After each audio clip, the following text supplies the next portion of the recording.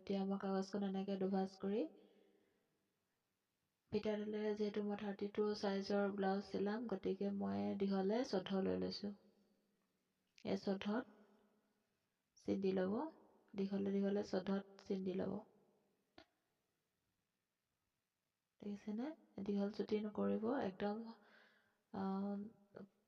এয়া পোনে পোনে এনেকৈ আঁচ পাৰি ল'ব। 14 দীঘলে 14 ল'ব আৰু এনেকৈ পোনত আঁচ পাৰি ল'ব।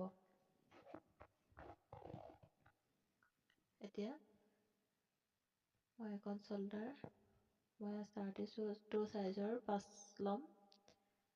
4.5 ল'লেও হয়, মই 5 লৈছোঁ আৰু এখন মই 2 লৈছোঁ।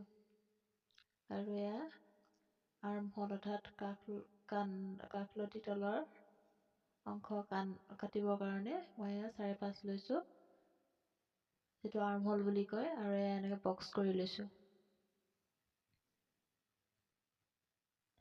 এইখন মই 4.5 লৈছোঁ। এনেকৈ ধুনীয়াকৈ বক্স কৰি ল'ব।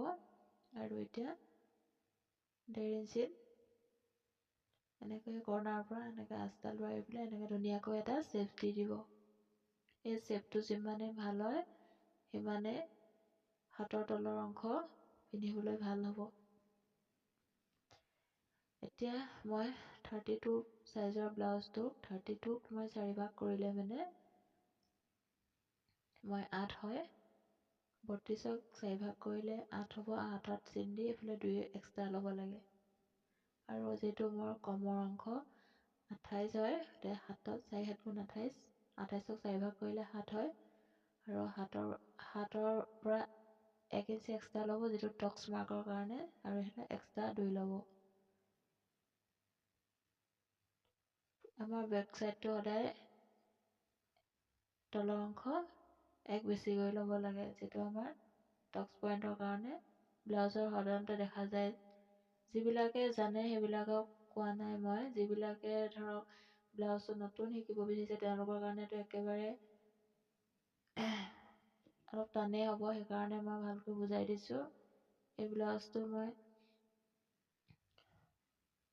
পিছ চাইডটো যিহেতু অলপমান দকৈ কটা দিছোঁ মই, গতিকে ওপৰ অংশ 2 লৈছোঁ আৰু তলৰ অংশ 1/2 ইঞ্চি বেছি এটা 2.5 লৈছোঁ। এইটো বক্স কৰি ল'ব। আৰু ওপৰৰ পৰা এই যিটো 1/2 ইঞ্চি বঢ়াই লৈছিলোঁ, সেইডোখৰলৈকে এনেকৈ বক্স কৰি পেলাই এনেকৈ ধুনীয়াকৈ শ্বেপটো মিলাই দিব। আৰু এই শ্বেপটো যিমান ভালকৈ মিলাব, সিমানেই বেক অংশ ভাল হ'ব। মই প্ৰথমে আপোনালোকক কাগজতে কাটি দেখুৱাইছোঁ, পিছত মই কাপোৰত কাটি দেখুৱাম আৰু মই চিলাইও দেখুৱাম। মই খুব সহজ সৰলভাৱে আপোনালোকক এই কাগজ কাটি মই 32 চাইজৰ ব্লাউজটো দেখুৱাইছোঁ।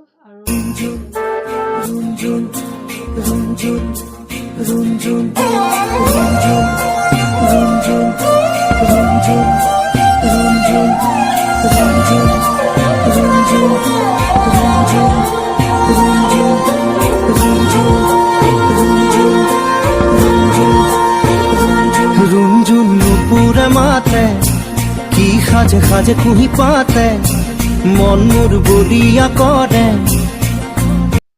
এয়া দেখিছে নহয়, ব্লাউজৰ বেক অংশ এনেকৈ মই উলিয়ালোঁ।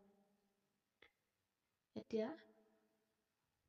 যিটো ফ্ৰণ্ট চাইড, সেই ফ্ৰণ্ট চাইডটো মই এতিয়া উলিয়াম। আন এখন ডাঠ কাগজ লৈ মই আকৌ এনেকৈ দুভাঁজ কৰি লৈছোঁ।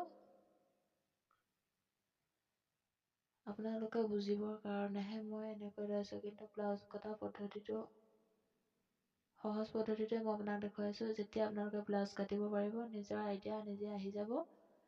এতিয়া দেখিছে নহয়, মই বেক অংশ এই যিখন ডাঙৰ কাগজ সেইখনত মই পাৰি লৈছোঁ, আৰু এনেকৈ 1 ইঞ্চিত সদায় ফ্ৰণ্ট চাইডটো 1 ইঞ্চি দীঘল কৰি ল'ব। দেখিছে নহয়, তললৈ মই 1 ইঞ্চি দীঘলকৈ লৈছোঁ, আৰু এনেকৈ চাইডে চাইডে মই চিন দি বাকীডোখৰ মই কাটি পেলাম।